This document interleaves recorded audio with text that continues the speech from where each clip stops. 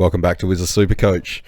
Last night I put out my round one team review video, and initially I was going to review all the matches from the round as well after I did that, and I decided to split it into two videos in the end. Actually, I started to record the video and for some reason it didn't work, and yeah, I realised that I was pretty tired, as you could probably tell if you watched my video last night. So yeah, better to just split it in two in the end. So that's what I'm going to do in this video. I'm going to review all the matches across round one. I didn't watch every single one of them, but you know, the ones that even I didn't watch, I'm sure there'll be some talking points. Basically, I do this just to try and, you know, get an overview of the landscape of Supercoach at this point in time. Can be a lot to take in a short amount of time as well, considering we've got a lockout again in 3 days. So yeah, it just kind of helps me, I guess, to talk it over and hear it out loud. You know what it's like to be, you know, with Supercoach, kind of stuck with your own thoughts and you start to second guess stuff. So yeah, I think this just makes it a bit clearer for me, and hopefully you get something out of it as well. So we'll go all the way back to Thursday night, which feels like a long time ago now, but, you know, have to cover it anyway. And I don't think it was a hugely Supercoach relevant game, but Carlton and Richmond, obviously. And yeah, there wasn't too many surprises here, I thought. So Hewitt bounced back after a pretty quiet round zero. Cripps as well, same thing. I mean, keep in mind it was against Richmond. No offense to them. They look like they got a great future, but yeah, they're not like a top team at the moment. Jagger Smith, 113, great return to form for him. It feels funny saying that about a rookie, but, you know, he is what he is, and everyone's got him, so don't need to talk about him too much, just lock him in. Zach Williams, a 103, was interesting, got him in draft. It was basically scaling at the end. He scored a really crucial goal. Carlton should have lost this, by the way. They nearly shit the bed in the second half, and I messaged a couple of my mates and I said it's deja vu, and they're all thinking the same thing. So yeah, if Lynch had a kick straight, it would have been a different story. I think Michael Voss is in a bit of trouble. I don't like seeing coaches sacked and stuff, but whether it's his fault or not, I think it's kind of inevitable that that's what's going to happen this year at some point, unless Carlton turn it around really quick. As for what that means for Supercoach, I don't know, so maybe not even relevant. Sam Walsh, though, a 96. Now, this was an interesting one because I saw quite a few people that owned him complaining about the score. At the end of the day, if you're scoring 96 as a primo, and that's like a floor score, I don't see the problem there. Like, obviously, yes, you want more out of your primos, but he's only 543k. So, I don't know, you can't expect him to get like 150s every week or something at that price. There's a reason why he's that price, and it's not just to do with his back injury, or his ongoing back injuries, I should say. He's always kind of been a bit of an up and down scorer, even when he's fit. So, yeah, don't be too surprised and don't be too disappointed. I think that, you know, a 96 is decent. It's funny how the human psyche works. Like, if he got 4 more points, he'd be at 100, triple digits, and I don't think anyone would really be complaining. So, I mean, different story if you had him as captain or VC or whatever, then fine. Especially when you've got players like Bont and Petrarca slapping up 160s and 150s and stuff. But yeah, got to be realistic. I don't think there's a hell of a lot more with Carlton that's relevant.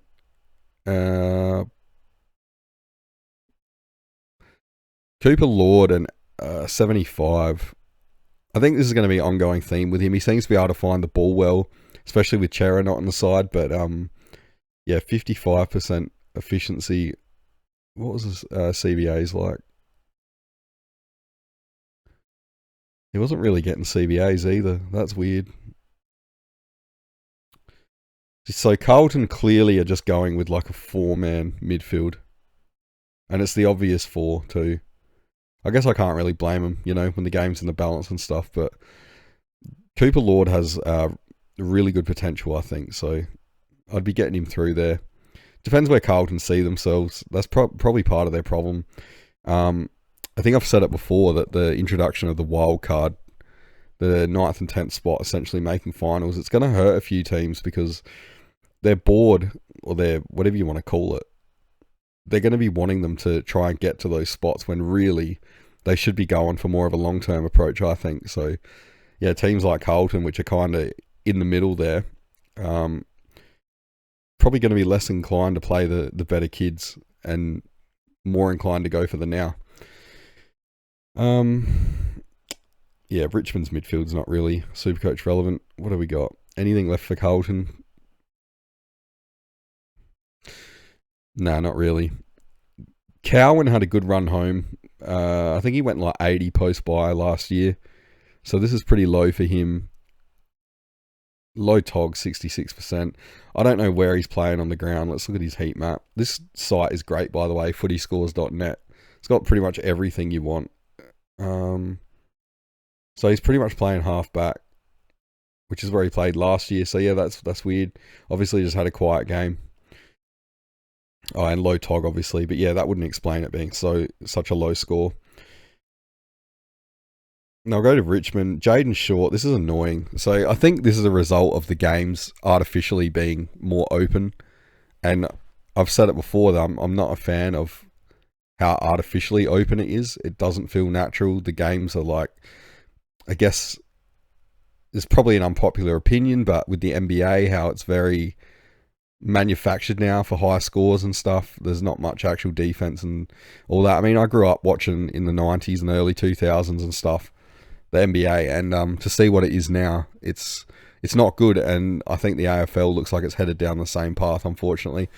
So for guys like Short, that really favours him. We know that he is an absolute specialist in pre-season games because it is open. It's like exhibition games, and yeah, he might actually be a pick, which is annoying because last year when we jumped on him, he delivered, well, 3/5 of jack shit. So yeah, frustrating to see. Keep an eye on him though, because there will be a lot of ball in that Richmond defence, and yeah, this could actually keep happening. Saw a few mention Jack Ross, and they kind of got laughed at in certain places, but yeah, he's got a 102, so not the worst shout. I've actually got him in draft in the forward line. I had to loop him in, but yeah, it's a good start for him. What's their CBAs like? So he's the third man in there. Usually when Prestia comes back, it's him, but yeah, Ross, he might not be the worst after all. Banks was disappointing, an 88. So I kind of considered him in that D3 spot. I ended up with him in draft as well.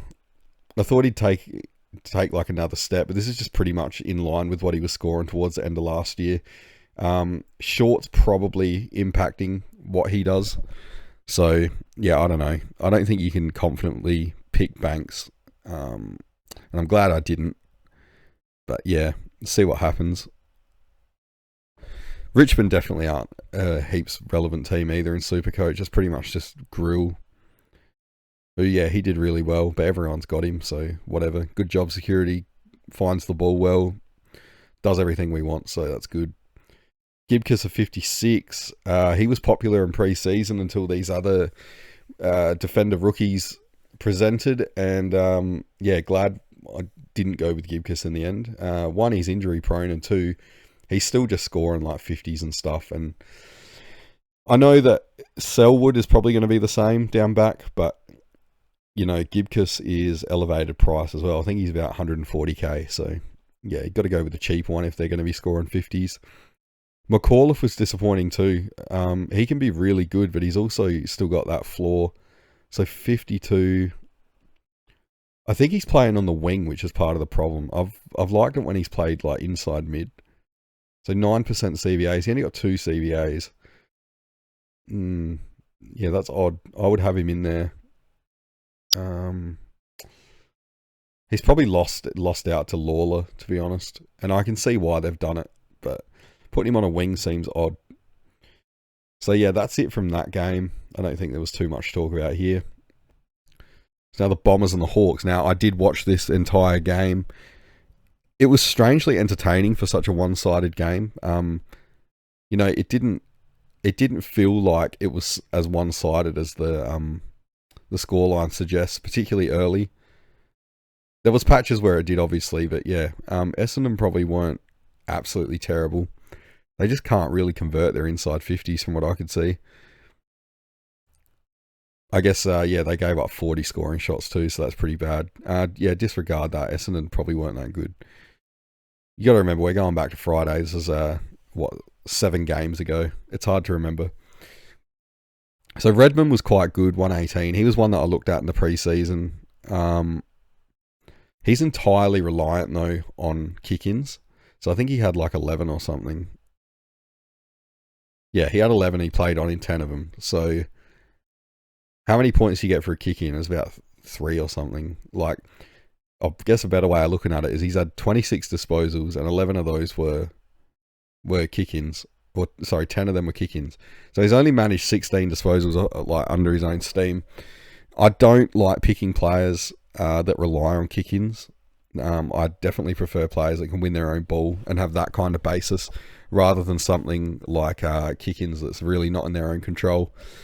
And I kind of skipped Merritt there, but, you know, I think he was just hell-bent on proving a point to Hawthorn that they should have maybe stumped up more for him or something like that. But, yeah, it's good to see if he is still trying for Essendon as well. He's too good of a player, I guess, not to. Do I think he's a pick? Possibly, actually. Like, we know what he can do, and if anything, he's definitely underpriced right now. He's still that number 1 or 2 mid. I know Caldwell got 2% more CBAs, but Merritt's still the main man. So, yeah, he's one to look at, as always, as an upgrade option, because he normally starts the season pretty slow, traditionally. But, yeah, if you've got a watch list, I'd put him on it for sure. I mean, he's on 139 here, and he's pretty much burnt the ball, 66% efficiency. So, yeah, definitely write him down. Parrish was, yeah, decent. It's what you'd want out of him at that price. He's going to get CBAs because he can't play anywhere else. Just got to look out for that low TOG, 69%. Hopefully it improves, but, you know, if 93 is what he's going to get, if he's going to average like a 90, that's fine. Who cares? Caldwell, definitely disappointing. A 69. I think he had low TOG. 72%, and he butchered the ball to 50%. Yeah, that's disappointing for anyone that had him, if there is anyone. I think he's definitely more of a fantasy shout than Supercoach, because he can burn it for sure. Usually he's got no problem finding the ball, but it seems here is, I don't know whether it was a result of the lower TOG, but 18 for him is quite low, even with lower TOG. It's not like the Hawthorn midfield are well beaters and hard to score on, so it's a bit weird.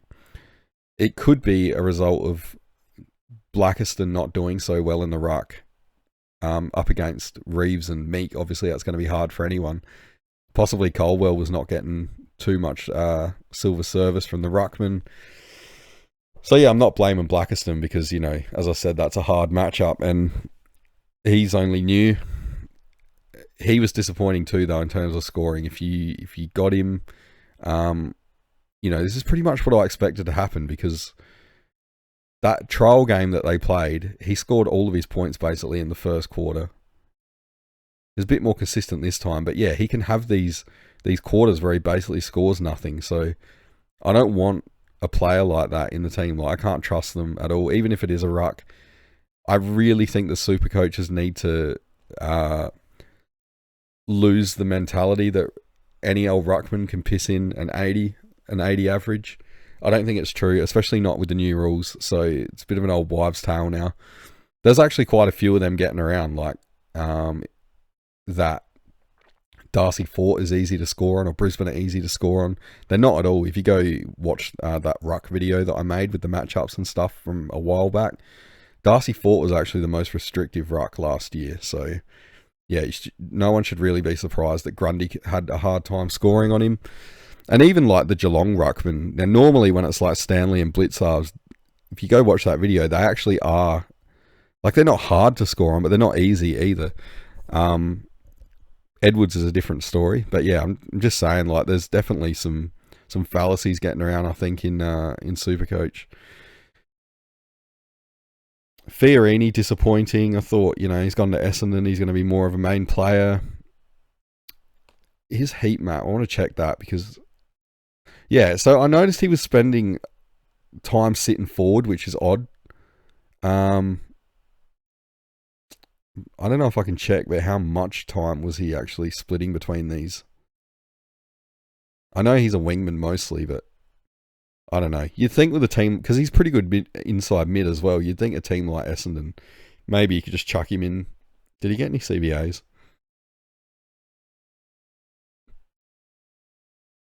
No CBAs. Yeah, that's weird. I don't know why they went after him really. Yeah, Sharp was fine. Most teams have him 2 goals. Really low tog. There was that rumor that his dad told Brad Scott off for the low tog. I don't know if that's true, but it's pretty funny if it is. Yeah, Roberts was another one. Really disappointing. I have him in fantasy. I'm not going to ever show my fantasy team in a video. The reason why is because I don't play for overall. I'm just playing for a draft with my mates that I'm in. Sorry, not a draft. It's an open league, but yeah, it's a cash prize. So we're playing for matchups really, not for overall. But yeah, Roberts really let me down there. Another one with low tog, 61. What is going on with these Essendon guys? What is Brad Scott doing? This is bizarre. And it seems to be like, Roberts, Colwell, all the young players with the best upside, Sharp as well. Like they're not being used for some reason. How do you say this one? Condogiannis? Is that how you say it? 51. So, he's a little bit cheaper than the other defensive rookies, but I don't know. I don't know about the job security, and it hasn't really shown any scoring ability really through the practice matches or anything. At least Selwood had that one game where he scored pretty well. We know he can tackle and stuff. There's nothing standing out here for, let's just call him Condo. Zach Johnson, after his huge score in the practice match, I don't think he even got kick-ins this time, did he? He had 3. But yeah, Redmond's eaten them all up. Redmond definitely is interesting though, because last year, even when Ridley came back, Redmond still had the monopoly on kick-ins. So he probably is one to watch, to be honest. And, Essendon don't have the bye, so it could be for people that have Clark and weren't impressed with Clark. I mean, I'll give him another week, I reckon, but if you really want to get rid of him and you don't trust Houston, because I don't, yeah, Redmond could be one to look at. But yeah, I'm not telling anyone what to do at all. I wouldn't be following me. Achkar was about what you'd expect in that role. I think he's gone. When's Kako back? Is he out for the year, or I don't know. I think he's just keeping the seat warm for Kako. Zach Reed as well. This was bizarre. I guess he had to play more lockdown because Hawthorn's got a good forward line and it was a bit of a thumping. But yeah, he showed last year that he's quite a good scorer. So a 21 out of him, that's, yeah, very disappointing. So now to Hawthorn. Sicily, a 106. Is he back or not? This is interesting. I know he got the ton as well in round 0. I think he's about 480k as well, so he's underpriced for what he can do. I don't like the way the Hawthorn defence is. He may be the main man, I guess you'd say, but he's not the only one back there anymore. So, you got Amon and Amon and Impey stealing points, and Battle actually does alright. What's he average? About 82, something like that. So there's a few mouths to feed back there. Like Sicily doesn't have to do it all alone, and they don't chip it around too much in the back half anymore. So I don't know if I can trust it. It's a bit up in the air at the moment with these 400 to 500k defenders. There's a few of them presenting. It's like maybe none of them are the long-term pick, but yeah, if you can get the right one, it's probably going to set your season apart. I think need to do some research into this. Dylan Moore wasn't bad after a big week for him in the media. I'll just leave it at that. Yeah, Ward. Did anyone end up picking him?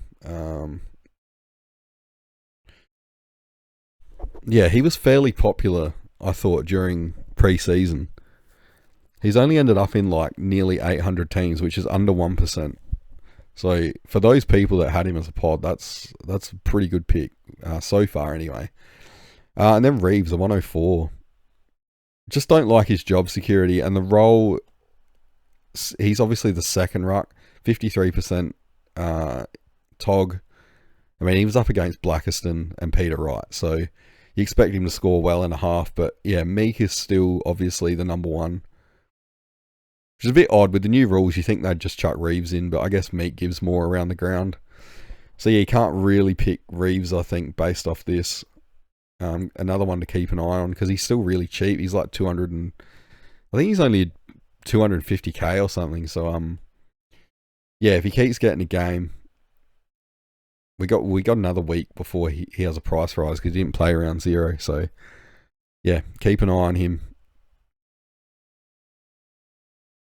Impia 99, that's more what I wanted to see. I'm waiting for Weddle to go out the team. If Weddle was out the team, I'd be putting Impia in straight away. For some reason, he scores so much better without him. I don't think they're even playing the same role anymore. Like, Weddle's getting midfield time, isn't he? Or apparently not. Not in this game. Only 5 CBAs. Okay.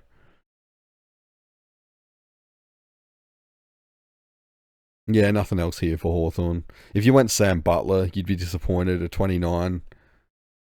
Had pretty good Tog as well. I think he's just playing like deep forward, isn't he?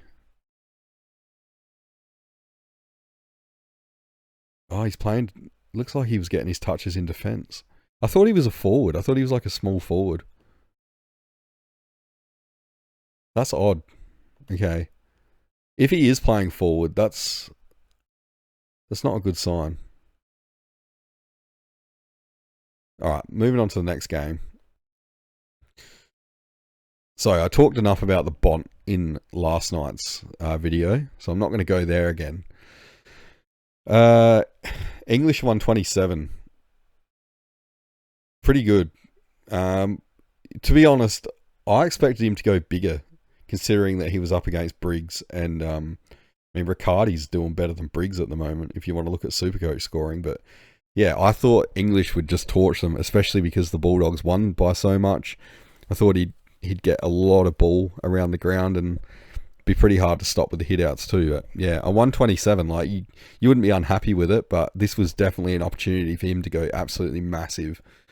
So, you know, in that respect, maybe he was a little bit quiet. But again, no one's going to be too angry with a 127. Libba just never stops, okay? Like, he's going to have games like this. I didn't watch the game, but it looks like the Dogs are just all over him from what I can see. Libba's still holding Fraser out of the midfield too. And yeah, Kennedy as well is holding him out. But it's working, so don't expect that to change anytime soon. So Libba and Kennedy, as far as it goes, like it's working. They're not going to go anywhere. So Darcy a 99, 4 goals. I don't know what it is about Darcy. I feel like other teams have kind of not worked him out, but they've worked out how to play against him and kind of limit his impact. I see a lot in the media about, you know, the Darcy versus Thilthorpe thing, and I get it. They play the same position, they're the same age and stuff. I just think Thilthorpe gives so much more around the ground. Darcy's probably had some bigger games where he's kicked like bigger bags and stuff, but yeah, in terms of impact around the ground, I think Thilthorpe's got him covered. But you know, Darcy is a bit of a unicorn, so I've got no doubt that he'll work out how to cope with this kind of stuff. Like 4 goals, obviously that's nothing bad. I'm just talking about his actual impact around the ground. And admittedly, I didn't see this game, but I'm just talking in general sense from what I've seen, second half of last year and stuff. At the moment, he's basically like, you know, a marking forward. If he doesn't take the mark, he can't really hurt you. And yeah, teams are working out how to stop him, I think, and it's leading to Norton doing better. I wrote about this actually in the Swordplay season guide. Norton, I think, averaged about 20 points more post-buy because Darcy dropped off, because it seemed like teams were just putting all their attention into Darcy, which led to Norton just running free. So, I'm not saying to pick Norton, but it's just, those player relationships are interesting, and Darcy is a popular one that people think is going to be a primo forward this year, and he might be, but I don't know. I don't trust it. I think he's no different to any other key forward in the fact that just volatile scoring. So yeah, see how it goes. Richard's pretty quiet there. There was a lot of hype through the week saying that Bont had been replaced as the top dog in the midfield, and it was now Richards and stuff. Well, a week is a long time in footy, and yeah, I'm not going to say it hasn't happened or anything, but hasn't happened yet, that's for sure. Jakes was good too, an 80. So what did he get? 84 last week. Yeah, just it's good. It's good. He's got the good role, good job security. It's everything we want. Everyone has him. I don't need to talk about him. I think I did last night. Bailey Dale seems like he's working his way back into it. I think that's definitely going to impact Buderick and possibly Jakes as well eventually. But yeah, Dale's going to be really cheap eventually. So keep your eye on that one. Like, I've noticed a lot of people on YouTube are making watch lists and stuff. I think it is a great idea. You should be doing it. Just, yeah, it's all about knowing when to pick the player up, I think. It's going to make or break your season. It's not so much who you get, it's when. Buderick spoke about him last night, but if you didn't watch that video, I think Dale's still the top dog back there, excuse the pun, as that distributor type. Jakes, he is too. Buderick's probably ahead of him, but yeah, apart from Selwood, there's not really any defensive small defenders back there for the Dogs. So when it comes time and they're really tested, Buderick's the one, I reckon, that will have to play defensive, and we'll probably get a lower score because we've seen what happens when he does that, because he actually is good at it, obviously. So yeah, that's why I'm not on the Buderick pick. I think, it's only at his price as well. He's not rookie priced or anything. It's only going to take like one really shitty score where he's forced to lock down, and that's his cash gen stalled, when, a rookie could be making a shit ton of cash in that time. And with the way they're scoring so far, yeah, there's a lot of good options for rookies. Definitely feels like more of a guns and rookies year to me. I don't think there's anything else really at the Dogs. Fraser disappointing again. I think he's just been bevoed. Like, we were told he was going to get that third midfield spot. It's not happening. So until he does, you can't pick him. All his history suggests that without CBAs or high CBAs, he's just incapable of scoring consistently enough. He's got 31% there, but yeah, it's not enough. Yeah, so Selwood a 38, a lot quieter. No tackles this time. That's interesting because he got a ton in round 0 that gave him that nice. What did he score? 70 something. So yeah, maybe he's not a consistent tackler. I don't know. Again, I didn't watch the game. I was stuck at a wedding, so yeah, he's 79% tog too. But that's what you're going to get. This is what I mean with Buderick, right? So look at Selwood. He's that lockdown type. If Buderick does play that role, as he did at Gold Coast from time to time, I mean, he did it all the time at Gold Coast, but we can see, yeah, it's just really hard to score if you got a lockdown, and inevitably it's going to happen. Asher 136 for the Giants. That's a big comeback after he was the disappointing one last week. What I can see happening here is you've got 3 guys playing that. The same as the Bulldogs. There's 3 guys playing that kind of distributor thing off halfback. So you got Whitfield and Ash, obviously, but now Fonte has joined them. So what we've had here is Ash has gone big, Fonte's done well, and Whitfield has really not done well, judging by his usual standards. And then the week before, you had Fonte did well. It was Whitfield that was the higher scorer, and Ash was the one that was right down. So it looks like you can only have 2 of them at a time doing well. The good thing is, if you pick Fonte, he looks pretty consistent. So it almost seems like if Fonte's consistent, it's only going to be Ash or Whitfield any given week. There's not really room for the 3 of them to get big scores. So, yeah, really puts me off picking any of them, to be honest. Fonte obviously would be, if I was picking any of them, be Fonte, because he's the cheapest. There's plenty of money there for him to make at this rate. But yeah, probably Ash is the one I'll be least likely to pick, I think, because Whitfield's got the years and years of proven scoring. I just hope he's not getting pushed up the field or something because of Fonte. No, not really. Collecting a bit on the wing here, though. Don't think there's anything to worry about too much yet. But let's check Fonte. He's the same, so if he's on that side, Ash must be on the other. Yeah, I don't know. I think it's just, yeah, it's a case of there's the three of them all trying to do the same kind of thing, and there's just not enough points to go around. But yeah, if you picked Fonte, good job.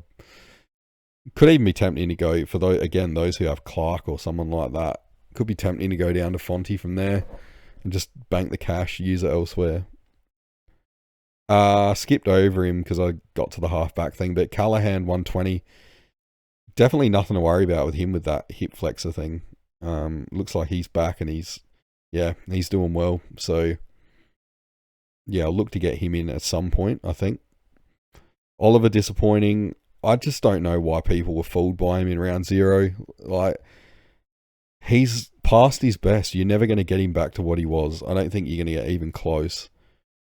He's pretty much a lone hand at the moment, or apart from Callahan, but yeah, it's pretty much those two in the Giants midfield, and that's it. So yeah, I just don't get why people would pick Oliver. It's bizarre. It's almost like the Jack Steele one.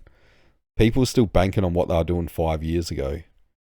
If players don't really get back to there. Once they regress like that, they don't go forward again. Check most players, like, you know, even Ablett, once he started to decline, that was it. He never came back. So I don't know.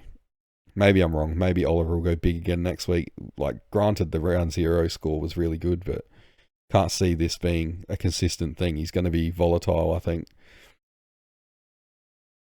Toby Green, 26 touches. He's doing pretty good in the midfield. How many CBAs did he get? He's a top... Oh, no. Him and Oliver tied for top CBAs. So 78%. Yeah, Green's a freak. Freak midfielder, freak forward. Just, yeah, 62 Supercoach. How'd that happen? 4 frees against, and he butchered it. That is the risk with him. We all know what he's like. So whoever said, and there was a few of them, said that Cogs with that half forward role, it wasn't going to equal a good pick. Well, yeah, this is why. It's too up and down, too inconsistent with the scoring. Yeah, so he's got a 60 there. At his price, it's not the worst. Like, it's not going to kill him off as a pick, but you'd want a bloody big return next week. Gothard 46. Yeah, there's better forward options around that are rookies now. Rouston really quiet, 45. So, what, he only had 15 touches. That's low for him. It's probably like his worst return in a game that he wasn't a sub. What did he do in the CBAs? 31%. Yeah, that's just a really quiet game for him. I don't know what happened there. I was definitely pretty hot on him and Cooper Lord in the preseason, like saying they could be potential picks depending on injuries and stuff. Now, the difference is Lord's doing better with less opportunity because he's got the 3 ahead of him. Rouston's got a wide open midfield here to push into, and he is getting the CBAs. He just isn't scoring. So, yeah, he got a goal as well, and he still only managed a 45. Yeah, it's disappointing, even though I don't own him and I won't own him. Yeah, Briggs a 20 in a full game. Oh, he only played a half. Okay, I'll take that back. 20 and a half, though, for a first ruck. That's not good either. So now the Geelong and Fremantle game that I only watched the first half, and the second half pissed me off for obvious reasons, being a Clark owner. Start with Geelong. Holmes really good. You're going to get these scores from him, so it's fine. He's mid only now, so I'm not really wanting to pick him. But plus he's got that bye. I don't know. There's just better options. Stewart looks like he's doing well again. I feel like the fact that Geelong probably aren't playing their best at the moment is gonna favour Stewart. There's gonna be a lot more ball back there. Still don't trust him though. The thing is, as soon as he starts to do well, teams start to put attention into him, and then he kind of falls off. So yeah, he usually gets injured too in some way. He'll find a way to get injured. Baz was back at 118. Yeah, he'll get cheaper, obviously, because of that horrendous score in round 0. So another one, add to the watch list. Still got the role. He's high in the CBAs. 79%. So, yep. Bruin was great. 110. It's quite rare in Supercoach, I think, that you get a mid-pricer that you pick and they end up successful, like totally successful. And obviously he isn't yet, but he's definitely on his way there. I think he's averaging like 104 or something. So, you couldn't ask for more out of him so far. I'm really enjoying the pick. It's fun to watch him play as well. He's a bloody good player. But yeah, there's obviously all the shit from last year, and you just want to see him do well. Myers a 108. So he's one I've definitely got my eye on as an upgrade, like an early upgrade. This is not odd for him, a 108. He went 107 post-buy last year. So, yeah, if you watch Geelong, a lot of their attacking plays go through him because he's such a great kick. Now, if you've got, this is why I chose Thilthorpe started last year, is because all of the Crom's attacking plays, like the majority were going through him. If you can identify a player where that's happening, you know that they're going to quite easily get points if they're in a good team. So Myers is one of them.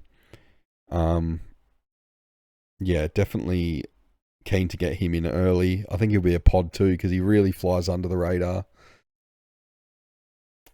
When he's kicking to guys like Cameron and Neil too, makes it a lot easier. Gets score assists and stuff. I don't think either of them are a pick, by the way.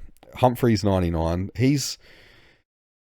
I don't want to say downhill skier, but if you check his scoring, he scores way better in wins than losses. So, yeah, I don't think he's quite a pick unless you think Geelong are just going to be like unstoppable from here. I do think he's underrated though. Atkins 89 is pretty quiet for him. Not really a pick. Geelong's another one. They're not hugely relevant, I would say.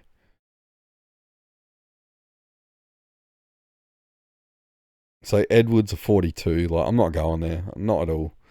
His job security is up shit creek. I reckon he had to do really well to get ahead of Stanley, and I think they'll just bring Stanley in if they need to, and that'll be the end of him. Yeah, nothing else there for Geelong. Sarong 150. As I said, I didn't watch the second half, but he was real quiet in the first half when I was watching. And I've heard people say he scored like everything in the last quarter, which was nuts. Yeah, oh wow, he's gone to 80 in the last quarter. Far out. That's massive. That's even bigger than Gawn went. Yeah, he's not going to score 80 in every quarter, but he's also not going to be in the position where he's he's quiet in a first half. He's pretty good. I know there's the whole thing about he's not involved in too much transition play, but just keep in mind the game is going to slow down as the season goes on. There's going to be more contested ball, more stoppages, things like that. So, yeah, Sarong, while I didn't want to start him or anything, he could be an upgrade target a bit later on. Jackson looked really good. 22 hit-outs and a goal. Kind of butchered it a bit, but didn't seem to matter. He get like 18 contested possessions. I'm not sold on him as a midfielder, but just around the ground when he is ruck, he's gonna destroy most ruckmen like at ground level and stuff. So yeah, I'm not interested in him as a pick. Maybe as a flex later on, something like that if he's still going off. But I definitely trust like a Gawn and Cherry, I think, more. Dudley did alright, but forward pocket role, not good for Supercoach. Reed 89 could have been 1 goal 3. It could have been a big one for him. I think he's just not quite there yet in terms of Supercoach consistency to be a pick. He is 100% going to break out and he'll be a primo, but it's guys like him, you've got to get on him at the right time, because I think it'll be a fast breakout and then it's kind of like you've missed it. You're not really getting an advantage on anyone. Young 80, so I mean, it's well talked about. He lost like 14 points or something, or 10 points in the last quarter. Yeah, I was worried about him because I thought this guy's killing me. Not having him, I took him out. The day, 1 or 2 days before round one, when the news come out about his lower leg scan and all that crap. So yeah, I thought I was really going to be missing out here. It's just lucky that they sent him deep forward in the last quarter. He's clearly going to be a pick though. Like, he's going to score. He's going to do it until he gets injured. If he gets injured, hopefully not. But it's probably too late to bring him in. You might be able to get him on the way up though. I don't know. Some people might go there actually with the Golden injury, and who knows? Even I might get him for Heaney. I don't know. Yeah, Clark, as I've spoke about a lot, very disappointing. What's interesting though, so on last night's video, someone commented he's actually getting more kick-ins right now than he did last year. So it's not a case of that. I'm still interested to find out if Geelong sat on him in the last quarter or something, because it's just bizarre that I don't think he even really touched the ball. He had 8 points in the last quarter. He was doing fine up until then, he's probably going to give us his usual 104 or whatever it is, but yeah, that's still a bit of a head scratcher what happened here. Maybe it's a case of he used to play for Geelong, they know his weakness or something. Yeah, I don't know. Let me know if you know. I'd love to know. Bolton was killer in the first half as well. I think he was scoring quite well. Yeah, look at that. He's on 8 points in the second half. He was on 60. Oh, man. It was such a tough own late last year having Bolton. He's like he'll give you a 150 or a 20 type scorer.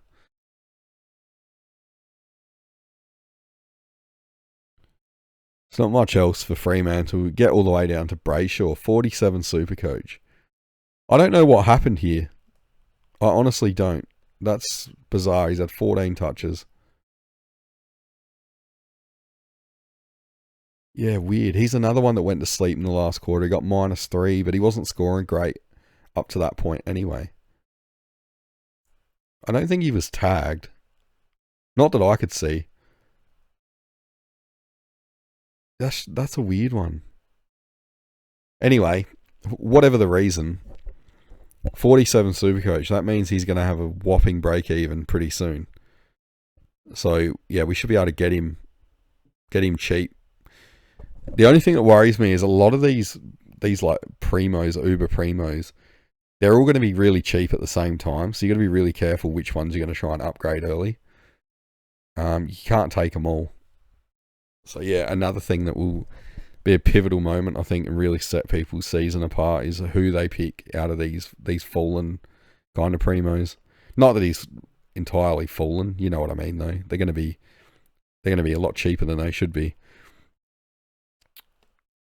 Yep, go on to the next game now. Swans and the Lions, another one that I didn't get to watch at all. But yeah, this one hurts. Nick Blakey at 127. He was in my team for most of the preseason. I took him out because he shared a bye with Heaney and whoever else, and that's a tough bye for me. Now it looks like Heaney may be going, and I got stuck with Jordan Clark instead. So do I go Clark to Blakey? And if Heaney's going to be out too, I don't know. But yeah, Blakey just scores so good in Sydney wins. And they look like they're a force, as they should be. So yeah, this has got me a bit nervous. Bice 114. I don't trust him. It's kind of like, he did this last year and then he can absolutely fall off a cliff. Same as Roberts, although he's up as well at the moment. Had a pretty good score in round 0, I believe. But yeah, I don't trust either of them. Golden to 112, we all saw what happened there. So today it's come out that he's going to miss like 4 months. He's going to have surgery on that shoulder. They said he can play finals potentially if Sydney make it. I think they'll make it. This will make it a lot harder for them, not having Golden. We saw what happened last year, but yeah, they look better overall. It's not like they're just relying on Goulden. So yeah, unfortunate for people that started him. I didn't. Nothing to do with. I thought he was injury prone or anything like that, because he's not really. But it was just because I already had Heaney. I didn't want two Swans in the midfield and to screw up my scoring for the buys. That was it really. Same as Blakey. Mills back to a 100. So he's probably going to be cheaper too, because I think he only scored like 65 or something last week. There's another one to add to the watch list. This is good. There's a lot of them. I think he's playing that half-back role. Yeah, he is. Yeah, he scores good there. Obviously, we know he scores better when he's a pure midfielder, but I think those days are over. It doesn't look like he's really getting CBAs anymore. He had none. So, yeah, he's just that backline general. Still scores good in that role. Heaney at 97 after the 89. I mean, he had 2 goals and 16 touches. I can't hold it against him. He only played 60% game time, so it's actually pretty bloody good considering, the injury's a bit scary. We'll see what comes out through the week. I haven't heard anything on him just yet, other than they're trying to claim it was hamstring tightness rather than an actual injury. So, but at the time of making this video, I haven't heard nothing yet apart from that. McInerney a 90. So he'd be averaging a lot right now. What did he get? Like 100, 130, 140 last week? I said he should pretty safely be like a top 8 forward. He's probably doing better than I expected. So, yeah, he's one to look at some point. Upgrade target for sure. Sydney's a very Supercoach friendly team. Just how many of them can you actually have? Grundy will get it together at some point. As I said, he was up against Fort. Fort last year was the most restrictive ruckman one-on-one. So, yeah, 89's not actually terrible against Fort, believe it or not. And what happened with Grundy? So he won 29 hitouts, 9 to advantage. And he got a goal. 4 frees against. So, okay, so I didn't watch this game, obviously, so I don't know exactly why he only got 89. I'm guessing that he came alive in the second half and the game was already cooked off. No, he didn't. Okay, I got no idea. Someone let me know if you know. But that, to me... only 9 disposals. Okay. That's not like him. Alright, that must be why. Disregard, that's why. 80 to Sheldrick. Still disposal problems. But, yeah, he racks up the pill. If he starts hitting targets, geez, he's going to be a primo real quick. Got him in draft as well, because it's going to happen eventually. It's off only 68% game time too, 25 touches. Guy's going to be a gun. But yeah, he's not yet. Sarong Quiet, 54. I think he was on the wing again. He was. It happens, you get those games where it goes up one wing, not the other, whatever. I think he's fine. He's going to give us decent scores. He'll make money. He's got good job security. Goulden will be off one of the wings now, so yeah, he'll be fine. Yeah, nothing else here to talk about from Sydney. Zorko 102. I don't know how this guy keeps doing it. Like, every time you think he's dropping off, and it certainly looked that way at the end of last year, and then I guess he did well in finals, but yeah, I owned him last year from pretty early on, and he just gradually went further and further down. But yeah, he's bounced back. He had a big score last week, and then a 102. So is he the one getting the kick-ins? Right, so he's got that going for him. He's getting the kick-ins. So again, like the Giants and like the Dogs, you can't have too many distributors. So Zorko's scoring well. I think Wilmot's back there now. Just check that. Yep, Wilmot's back in defence. So he's scoring well. Fletcher, I think, was on a wing, or has been playing some wing. He's kind of... Alright, wing and defence by the look of that heat map. Which means Coleman, if Coleman's back there... He is. He's back to half back by the look of it. See, someone's got to miss out. You can't have too many of them playing the same role. There's just not enough ball to go around. It's not like it's North Melbourne or something where you can have. Remember the old Zeeble and Aaron Hall days?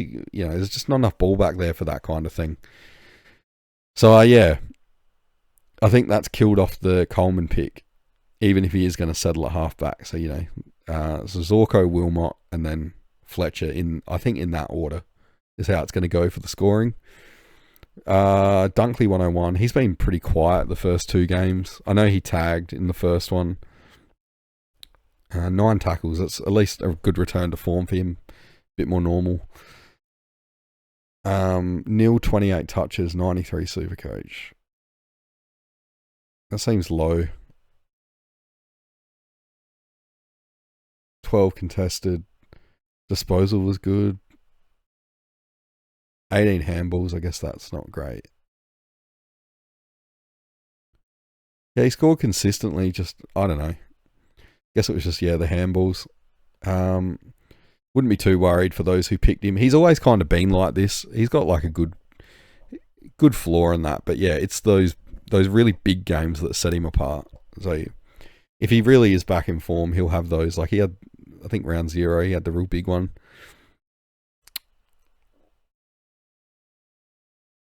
Oh, Will Ashcroft to 64. That's disappointing for people that picked him. How many did pick him? So 7% owned. Yeah, it hurts for those 7%. Interesting thing as well is that 12% of owners had him on the bench. That's, unless they're running some kind of loop, that's really weird. How's his CBAs? So he's number 3 for CBAs, as you'd kind of expect with McCluggage out the team. McCluggage, by the way, is another one that you want on that watch list. Get him early. Yeah, that's just odd for Ashcroft. Trying to work out here what caused him to be so low as well.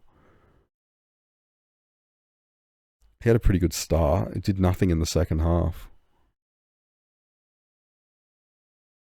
I don't know. Nothing's jumping out here at me. Oh, only 9 kicks. That might be it. Yeah, okay. He's kind of up and down anyway. He's still young. People forget that. I know he's won the 2 Norm Smiths, but you can't get around the fact that most players at that age are still going to have some inconsistency built in. There's no way around that in footy. ZZ is 62. That's good. Good for his price and stuff. I think he's out of the team though for next game. So is it Gardner? Gardner will be back. Although they only play, this was absolutely bizarre. Sydney's got the big, like proper tall forwards, 3 of them. And they only played ZZ by himself with like Leicester as, I guess, your next up. But he's not that big. Really bizarre choice. And I guess that's why Marty kicked 5 goals. What the others get? McDonald 2. Weird that Kerno got none. They actually did well, I guess. But yeah, one of them's going to get off the chain. If you only got one proper tall defender. Bizarre choice by Fagan there. But who am I to question Fagan? So yeah, covered Coleman before, 50. It's been a bust so far. McCarthy a 46, not what you'd want. I don't think a lot of people went there. Gallup 26. The only person I've seen with Gallup is George from FTTV. Yeah, it's the same as my Toby Murray pick, I think. So, we all have them. Nothing wrong with that. Who knows? Gallup might do well next week. I don't know. Now to the Crom and Collingwood game. This was really good to watch, not just from a Crom supporter perspective, but neutral as well, I thought. So we'll start with Collingwood. Houston are 132. So McRae talked about how they wanted to change the way they play and get Houston into it and stuff. And they really did. So he took 5 kickouts. I thought he took more than that. Split him with Josh Dacos. But yeah, just the amount of times he ran past and received handballs and shit. It's disgusting to watch if you don't own him. And yeah, he's a good kick. I just can't trust him. I owned him 2024, I reckon, as a pod. And he's definitely capable, like, of pumping out these 130 kind of scores. But he's going to be frustrating for you because he can just as easily give you a 60 or a 70. So, like, I can't trust him. I think this won't continue forever. Especially if the coach is talking about it, teams are going to know about it. And if it starts to hurt them, they're just going to clamp him. And I don't think there's anything he can do about that. So, if, you know, what might save him is the fact that Josh Dacos, if he's going to play half back, which I think he's playing a lot of midfield at the moment, isn't he? No, he's mostly half back. I think Dacos is far more damaging than Houston, so maybe they put the time into Dacos and Houston just runs free. I don't know. I don't trust it. The gut feel is all off on Houston. I've heard people talking about going from like Clark down to Houston or whoever down to Houston, but he might make you some money, but I can't see him being a keeper. I've just got this bad feeling about it. Nick Dacos talked about him last night, 126.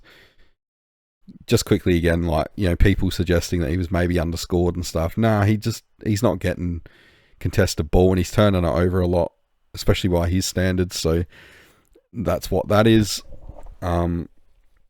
Josh could still be a pick, I think. Yeah, Collingwood's another one. They're not the most Supercoach relevant. There's not much here at all, really. They're all older guys, so, like, you know, we want teams with rookies. De Goey was disappointing for anyone that picked him. This is what you're going to get from him, though. Like, he had a good game in opening round, but this is more what you'd expect for him week to week. Like, he kind of scores like this, and then he'll have the odd good game, which will suck people in. Again, it's only, 2 games in. He could come good, but yeah, this is exactly why I didn't pick him. Let's have a full game too, 82% TOG. So yeah, nothing else here. Now to the Crom. This is interesting. So in terms of the back line, well, actually back line and midfield. Miller a 142. I wish I had got on this. It was right under my nose. Obviously, being a Crom supporter, you follow your own team a lot more closely than all the others, and even going to the Port trial, and I thought, wow, Miller really stands out. He's a bit of a ball magnet now, and I still didn't believe it. And then against Fremantle, same thing. I can't believe I didn't see this coming. Like, they're possessing the ball more out of half back. I think part of the reason why I didn't see this coming is because when I was at that game, at the Port game, it looked like they weren't possessing it a lot coming out the back. Like, Miller has still got a fair bit because of the kick-ins and stuff, but it looked like they were trying to just take the shortest road to the forward line, and we're just going long out of defence, so not much possessing it, but kind of started to change against Fremantle. I guess with Miller, he's really injury prone as well, but yeah, he's looking the good so far. He's 7 kick-ins. It's kind of hurting Worrell, but Worrell does okay anyway. I think teams are more likely to put some kind of attention into Worrell because he's that interceptor and stuff. You can really disrupt what teams do, especially, you know, against Collingwood, where they don't have a very big forward line. So someone like Worrell, if you can stop him, it goes a long way.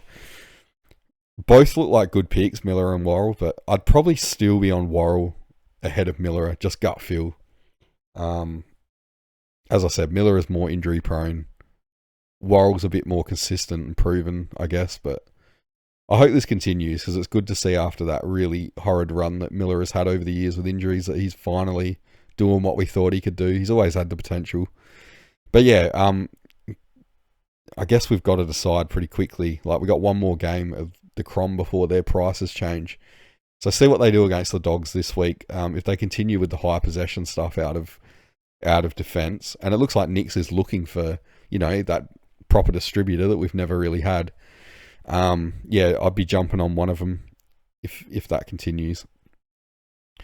Berry 99. I think Berry is the whipping boy for Crom fans. I mean, it was Rob. Now he's out of the team. Berry cops so much shit, but he played really, really well, I thought. Getting first use of the ball from a ruckman, just off the one game sample size, it looks to me like the Crom midfield has been unfairly criticised for quite a long time. It's possibly not so much them. The fact that they couldn't get first use of the ball from the ruckman. I mean, yeah, it's one game, but we'll wait and see. But yeah, Berry looks so much better with McAndrew in the ruck. And to be honest, I think most of them did. So yeah, it'd be good to see Berry do well. I think he's a good player. He's never going to be like a Brownlow winner or anything, but you know, you got to have those solid role players. He's a pretty tough little dude. Neil Bullen was good, but not Supercoach relevant. Cook 92. How much of that was he kicked a pretty crucial goal?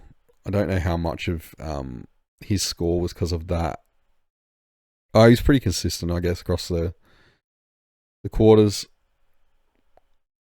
Yeah, it was a nice goal. We know he's generally been a forward. It's good that they've, rather than just delist him like I thought they should have. They found him a new role and stuff. I don't know how long it holds for. It'll be interesting this week to see what happens because Rankin's back. And if I look at this team, I honestly, I can't see an obvious one that goes out for him. People will point to Pedler because he only had the 7 touches, but you know, he does a lot more than what's going to be shown here. Just the impact he has on the game is pretty good. So it'd be pretty unfair if it is Pedler, but at the same time, Rankin has to come in. Someone's got to go. It just shows that the team is in a good position where it's not obvious who's going to be dropped, I guess. But yeah, if Cook plays this week, he's definitely... Oh, if he scores well again, he'd be a must-have, I think, the week after. See what happens with Marshall. Probably if Marshall's out for a long period of time, which I'm pretty sure I read that he's likely he won't be. But yeah, if Marshall or Philippou, if we get definitive answer that they're going to be out, I think Cook comes in for one of them. Dawson fairly quiet on the Supercoach front, as he kind of can be. I don't think he was tagged or anything. He copped a pretty bad hit at the end. 77% game time, that's low for him. He normally runs at about 85, I reckon. But nothing to worry about there. That's fine. I think he's just always going to be in that kind of, like, he's not uber primo, but he's in that next tier below. Coming another one, not really Supercoach relevant, but great return from him. Scored the first goal and stuff. Spent the whole most of the preseason injured, so yeah, it's really good. McAndrew should be in every team. I've got him in the flex. Those that had him in R2, you wouldn't be too upset with an 88. In terms of points per dollar, he killed it. So, you know, yeah, we're all better for having him, I think. Whether it was R2 or flex. You wouldn't want him in R3 though. So yeah, the only thing is if Rob does come back, I don't know how you're going to bail him out of R2. Rob may be back quicker than you think as well. Not in place of McAndrew, but Murray, if he can't do anything, maybe out. 30% game time, 32% game time. It doesn't look like they're too confident to have him on the field. He got 7 hit-outs in that time, so I guess he's like an okay foil for McAndrew, but I don't know, in that 5th spot, like Hawthorn are managing with Meek and Reeves, and a few teams are going with 2 proper ruck, so yeah, Rob might make his way in at the expense of Murray, I think, but McAndrew would still play the majority. Rochelle in 88, it's not too bad if you had him in. If he averages that, I think he's doing all right. You probably want him at 95 or something, though, really, for his price. Did he get the CBAs? I can't remember. 52%. Oh, so he's number 3 in the midfield. Equal number 3. So he's getting the CBAs. I don't know how much that will drop, though, now that Rankin's in. I can see those two kind of being interchangeable. One forward, one in the midfield at the same time. So yeah, if anything, I think his CBAs are about to drop, unfortunately, for those that have him.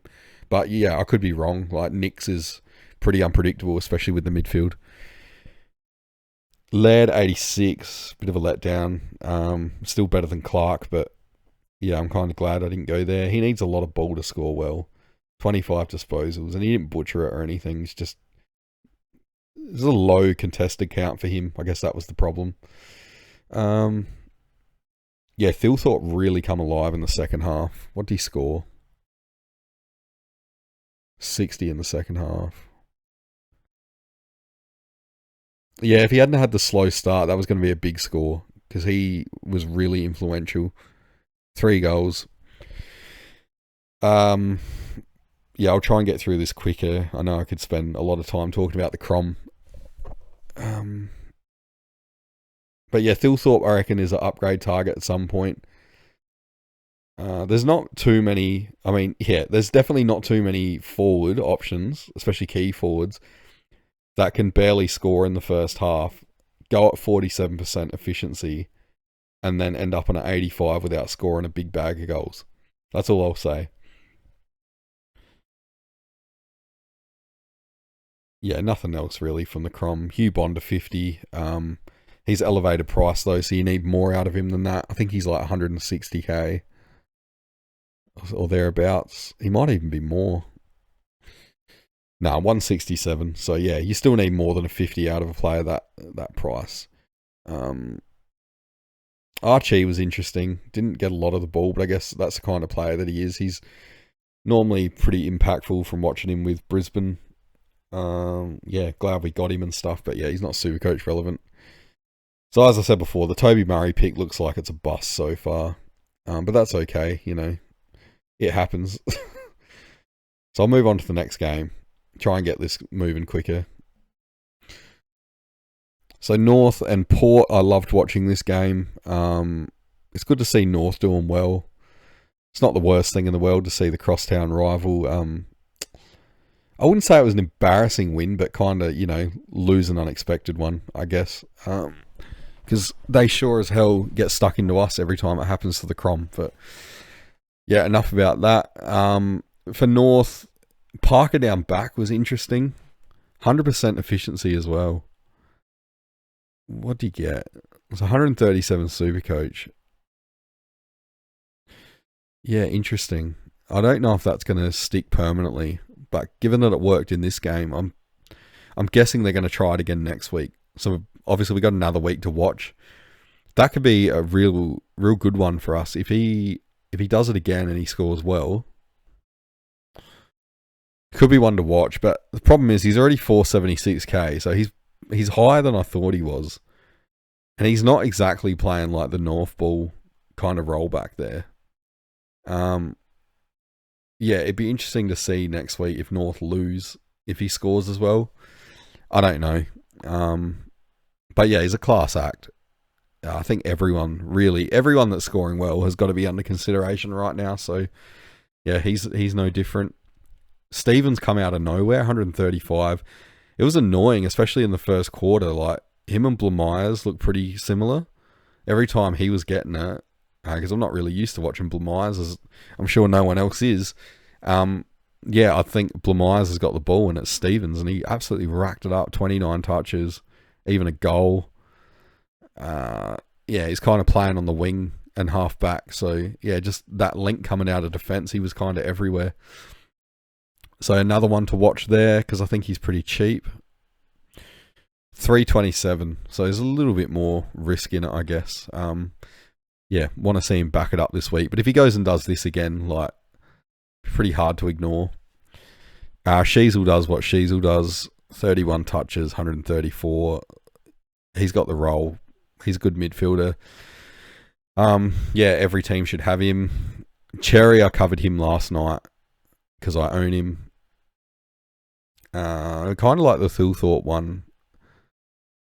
For a ruckman to get no hit-outs in the first quarter and then still go 128 off 16 hit-outs is pretty nuts. So yeah, Cherry's safe as houses, I think, regardless of the new rules. He'll find a way. He always does. LDU 104. Slow start, I'm pretty sure. But yeah, he really, really got going. What I love about watching him... Oh, he didn't have the slow start. Anyway, what I love about watching him play... When he's running forward with the ball, he just has absolute disregard for the player in front of him. He's kind of like, I'm just going to run around you and there's nothing you can do about it. He just barges through with, it's like, I wouldn't say like the cockiest look on his face, but yeah, he's very confident. I love, just love it watching that. I don't know why Caleb Daniels playing. To be honest, he looked alright. He played well. He was doing some defensive stuff and all that.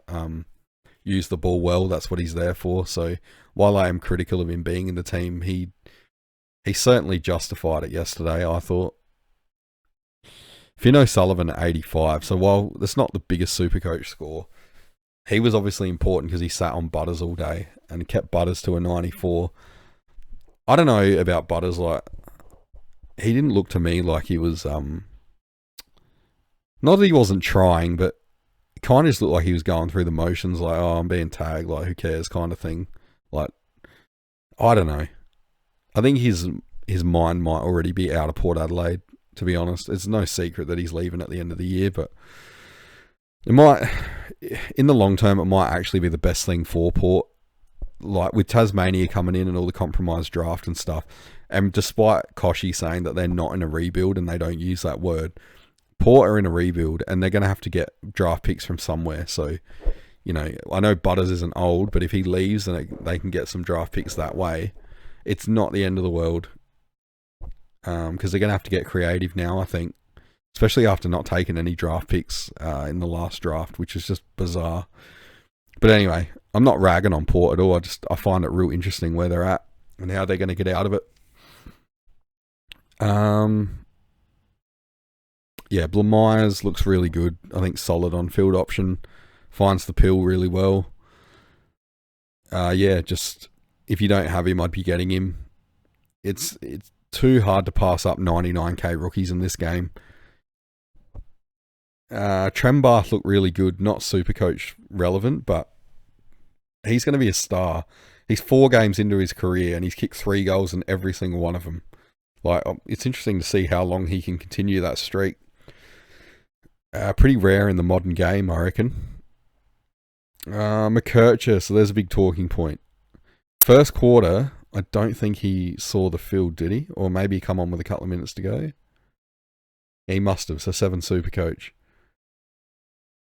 Decent second quarter and then nothing really in the second half. So he's on managed minutes and stuff. Looks like they used him almost like a sub. But look at his role. He's kind of like midfield. I don't know what you'd call that. Midfield somewhere. He's an outside player though, so if he's not a halfback, he's not a pick. It's as easy as that. Doveston, 42. I mean, you're going to get those scores. He's obviously really good.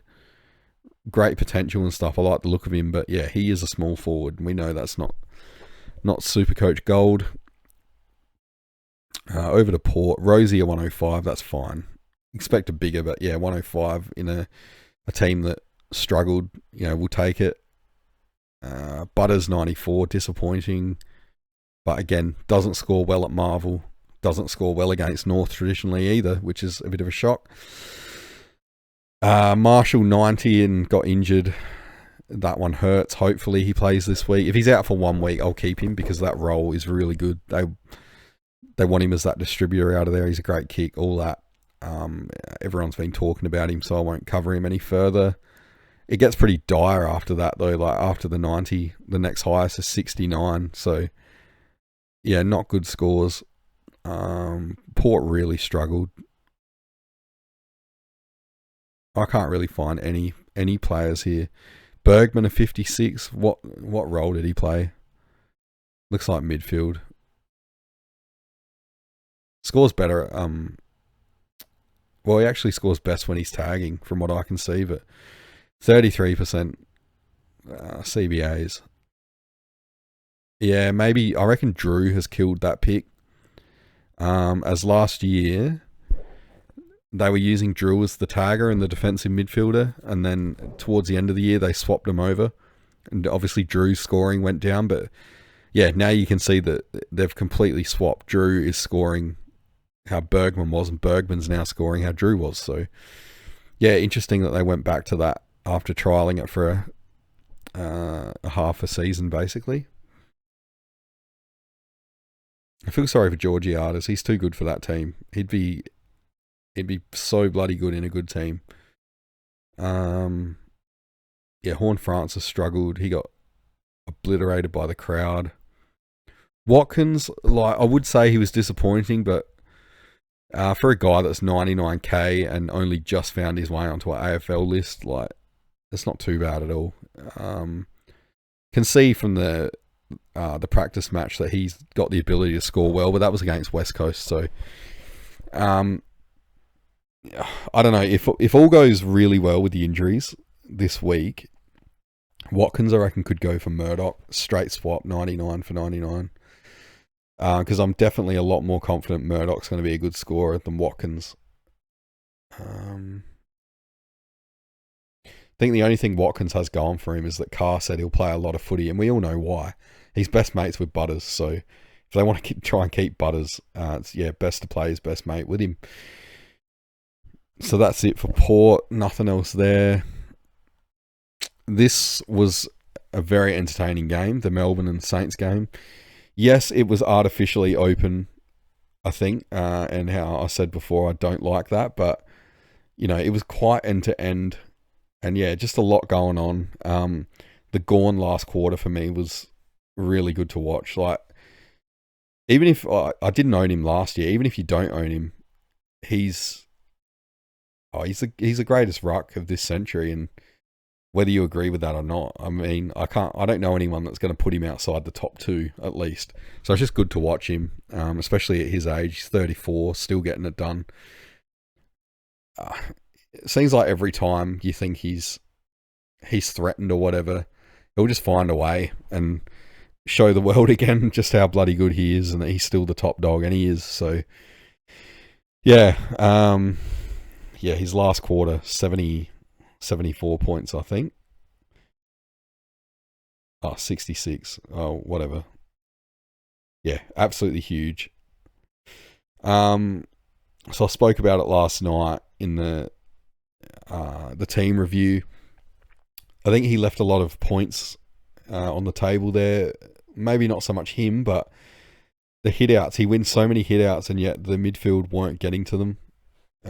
If he still had like Petrarca and Oliver, I think he'd be scoring even better. But I'm sure the midfield will get used to it. It takes a while for ruckman and midfielders to build that kind of relationship, I think. Still 92. He got a goal. He rarely scores, so don't think Still's a pick. There's not many Melbourne picks, to be honest. Cozzy's a weird one. So from watching the game, like from the eye test, he looked like he did really well, and I thought he'd get a really good score, but 74. It looks like he butchered it. 47% efficiency.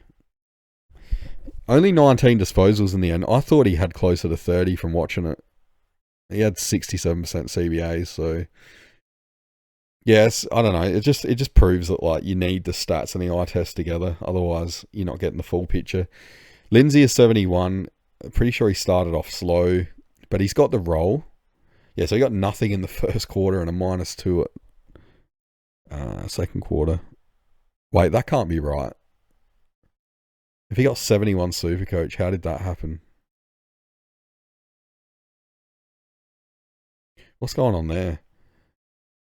I think as the scores were not appearing for the first quarter in this game, maybe there's a mistake there.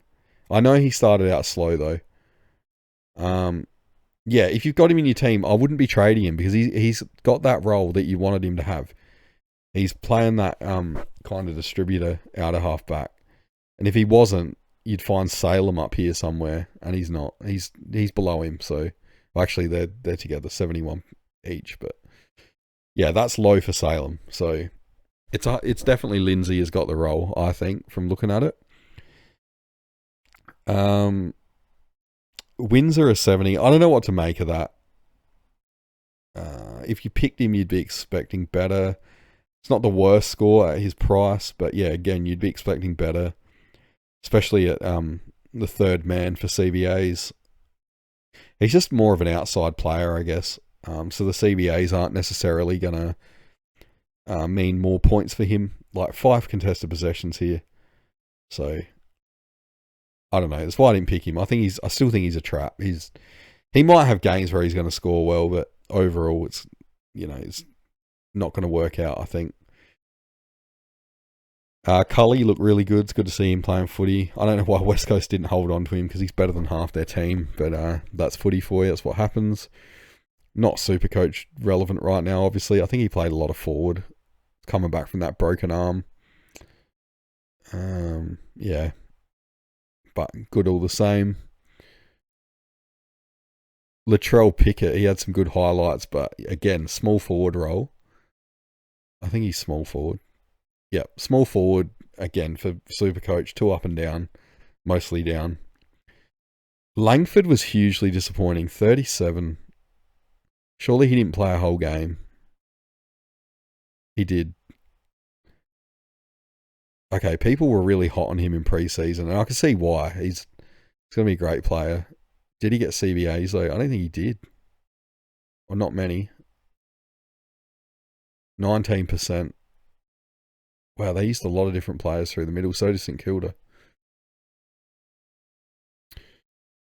Yeah, okay. Yeah, that sucks for anyone that picked Langford. As yeah, he seemed to be a pretty popular talking point there through pre-season. One that is flying under the radar, I think, Max Hall. So 4 goals here. He scored 4 in the practice game as well. Dude's obviously a gun. He's just he's in that half forward role where he pushes up as the extra mid, and he seemed to get a lot of his shots at goal. They were short kicks when you think they're going to kick him long to the top of the square, but they'd hit him up short. So you can see here from looking at the heat map, he's obviously playing half forward, pushing into the midfield. Don't think he gets high CBAs, if any. We'll check it now. Yeah, it's not going to be high at all. 6%. But yeah, look, that can be a Supercoach friendly role, playing as the extra mid coming off the half forward. Especially, Ross likes to push his numbers behind the ball. So Hall could be a good pick. I think he was pretty quiet last week, but yeah, that's just the nature of the role. You're going to get some quieter ones. As I said before, everyone should be under consideration right now. Everyone that's scoring well. There's not too many forwards pumping out a 141 with 4 goals, I guess.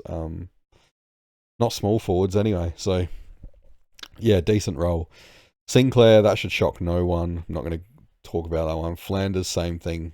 Fine, everyone's got him. I think Windhager... did he ton in the first in opening round? He did, so he's gone 102 and followed it up with a 103. He's got to be one to watch as well. He's not tagging anymore, and he's actually quite good at winning the ball. He's mid only, which is a little bit disappointing, but yeah, 444k. I guess if you're getting him at that price, though, you want a keeper. And I don't think he's going to score enough to be a keeper. Who knows? These could be floor scores, though, but I doubt it. Anyway, one to watch for a bit. TDK, he started out really well, but Gawn just battered him and tired him out by the end. Yeah, there must be a problem with the scoring in this game, because he definitely didn't get 0 Supercoach in the first quarter. I don't think he got -5 in the second quarter either. Yeah, it doesn't add up. Yeah, from memory, I'm pretty sure he scored well at the start and just dropped off, because Gawn absolutely got the better of him in the second half. Nas was quiet again. 3 goals. When would you think you would ever see Nas for 3 goals and only 88 Supercoach? Yeah, they're just not trying to feed him the ball mindlessly anymore. That's pretty much what it is. He's not... This is going to be unpopular. I'm going to cop dislikes on the video for this if anyone's still watching after an hour and 20 minutes, but he has to be fed. He's not very good at winning his own ball, I think. Which is fine, because it's not really his role. But, if teams trying to stop him, it's going to be hard for him to break any kind of tag. And He's got his own coach taking him off for bloody, what was it, like 8 minutes or something when the game was on the line, and playing him at full forward and all sorts. So I'm not going there. He'll just be put on the watch list because he's going to fall in price. We know what he can do potentially, but I'm almost willing to bet that last year that post-buy run was like a flash in the pan. We probably won't see him do it ever again. So bring those dislikes on. What else have we got at St Kilda? Carroll 59. Yeah, whatever. If he holds his spot, he can stay. If he gets dropped this week, then he's probably gone. So we can get Murdoch in. Depends on what happens with Watkins as well. Hopefully he holds his spot. If he can keep scoring like this, he's a slow burn, but he'll get what we want in the end. Yeah, Philippou injured. They're saying it's only a corked quad, so he could be all right. If he only misses like a week or something, I'll hold on to him. But yeah, we'll have to see. I don't think there's any news out on that one yet. We'll disregard that. All right, moving on to the last game. And yeah, it looked like it was going to be an absolute whitewash, but second half, to their credit, West Coast made a contest of it, so that was cool to watch. Petrarca 152 would be leading the Brownlow, 4 goals. Everyone's got him, I think, so not much point discussing him. Yeah, with this head start, if we're going by total points, he's probably going to end up as F1, I would say. Maybe Shees will beat him, but yeah, the guy's out of control, and he's got another couple of weeks of probably scoring similar to this.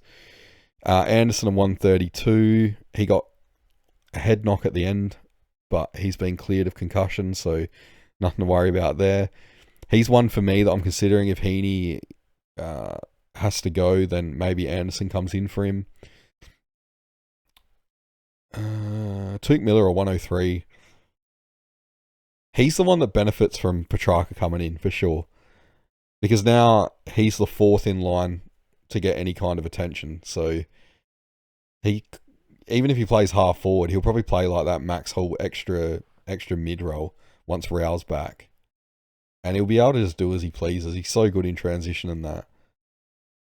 So he's not even the 3rd midfielder now. If we look at the CBAs, even without Rao, they're going Will Graham ahead of him. And Will Power. So Miller, yeah, without Rao, is the 5th man in the midfield. And yeah, I think it's actually not a bad thing for him. Could be an interesting pod. If you look at him last year post-buy, he went pretty well. I'll quickly look up what he scored post-buy. He went 122.8 post-buy. So he's a pod. A good pod option, I think. He's really flying under the radar. He's shown before as well he can average 120 for a whole season. Obviously, it was in a slightly different role. He was getting more midfield time, but yeah, with the way that the new rules are and the way that Gold Coast are playing, I think him off the half forward as that extra mid is actually a pretty bloody good option. Power's an interesting one, playing that defensive mid role. A 95. I think he's priced too high though already to be any kind of keeper. He'll start to score better, I'm sure, once they run into some competition. First 2 games, let's face it, like even though West Coast put up a fight in the second half, like they've just been dominations really. So yeah, I mean, let's look at his scoring. He's pretty consistent. Yeah, I think he was just too high price already. I think he was like priced at 87 or something. So, sorry, at 87 average, not at 87k. Otherwise, he'd be in every team. Who was there for Gold Coast? Lombard, I spoke about him last night. He was annoying to watch. 55. Let's hope that's like a floor score. But I did expect him to play a lot more link up and like maybe get involved with the score a bit more against West Coast. I guess part of the problem is that they were just walking it out the midfield and kicking long to King, so didn't really give Lombard a chance to play that link role, or anyone really. But yeah, he just what he was doing and his attitude out there was pissing me off. Sounds like it was pissing others off too. I'm not the only one to notice it. I've been hearing some other owners talk about it. Zeke Euland 23. Oh, geez, that's not good. I still think he'll come good and he'll eventually be scoring how you want by the end of the year. But yeah, how long can you hold on to him when he's doing this? Yeah, not good. Maybe he'll score better against better teams when there's some more ball back there. Murdoch, he's got to be like the story of the round. So the bloke was not even on an AFL list like 2 weeks ago. He's just a tradie, and he's now West Coast best player. Like, how bad are they? He's got to come into the team. I just got to make up my mind who for, pending news. But yeah, he looks awesome. It's just amazing how many of these guys are falling through the cracks of the draft system, and established players, experienced players who are obviously smart, but I wonder if it's still how it was back in the day. They're not exceptional athletes, so they're being overlooked at the price of potential, I guess. But yeah, you can't beat like a good smart player like this. Even the way he baited Mac Andrew into slinging him like that. Like, yeah, it was calculated. I think he's great. He's got to come in. Robertson as well. I can't believe I had him on the bench, but it's good to see that this is what he's capable of. It just proves how bloody strong Brisbane are that they weren't playing a guy like this because they didn't have to. So I don't blame them, but yeah, hopefully he gets his chance now and he has a good career and a really good Supercoach year. McCarthy started off really well and then he kind of went out of it. It's going to be hard for him to be consistently really good in that midfield. I would be more interested if he was still in that filthy halfback role, but yeah, I don't think you can really have him there if you've got Marich in the team because he can't really play anywhere else. Now they got Lindsay and Bo Allen's in as well, so it's like those slots are filled. McCarthy looks good in the midfield, but yeah, it's not great for his Supercoach scoring. Reed looked alright as far as attitude and stuff goes, but yeah, it didn't score enough, I think, for what you'd want if you picked him. I think Marich has finished as a pick. He's too expensive and he's not having his output of last year. Bo Allen is 71. So he was a popular rookie at the start of last year and it just never eventuated. He didn't play much, and when he did, I think he was sub and he scored badly. He's a 152k defender. That's really flying under the radar. No one's really mentioned him.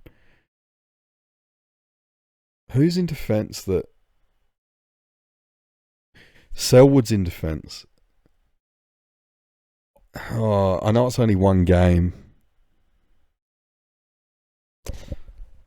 Just given the role, because Selwood's a lockdown and Bo Allen is that like rebounding halfback type, I think I would rather Bo Allen. But the problem is Selwood's about to change price. So you can't wait for another game to do it, to see what Allen does next week. Having said that, yeah, that means Selwood is likely to... It could be a 1-for-1. Like, Selwood's likely to catch him with that first price rise, and then you could go to Allen from there. Yeah, if Allen goes well like this again next week, just because of the role, I'm probably going to get rid of Selwood and go to Allen. I know it's a luxury kind of thing, but just wait and see how the injuries fall. Lindsay 61 started out slow. It was good recovery. Yeah, you can do that every week. Ride the pine. Just make us money. I think that's it. Yeah, I think that's it for relevant players.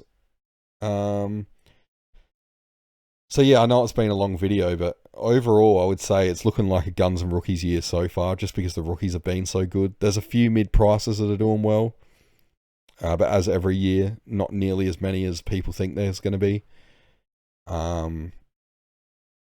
And yeah, there seems to be a premium on kick-ins this year, so that's one thing to look out for. I think the main thing though that I've noticed that we haven't had in previous years is a lot of these top players have had shocking scores to start with, and they're going to be really discounted early. It's almost too early because we've got to find out some way to quickly generate cash to get them in around round 6 or whenever we start upgrading. So yeah, you're gonna have to get creative, I think. Every dollar's going to count because whoever can get enough of those fallen ones early are the ones that are going to get ahead and get that head start. Be pretty hard to catch. So yeah, it's just bloody good to have the footy back, I think. Manufactured game style or not. Well, we all play Supercoach for the love of it, and it turns every neutral game into something really interesting at least. So yeah, I'm really enjoying it being back, and I think that's about it. It's already been an hour and a half, so I'm going to leave the video there. Hopefully you got something out of it. If you're anything like me, I mean, I listen to Supercoach videos on the way to work and stuff, more as podcasts than actual videos. But yeah, I don't know what you guys do. Let me know if you like the longer form or not. But I think people these days mostly like short form videos. Anyway, as I said, I do this for myself because, saying it out loud helps with the thought process. So yeah, I'm going to leave it there. Yeah, thanks for watching, and I'll do a trade video, I reckon. So I'll see you in that one.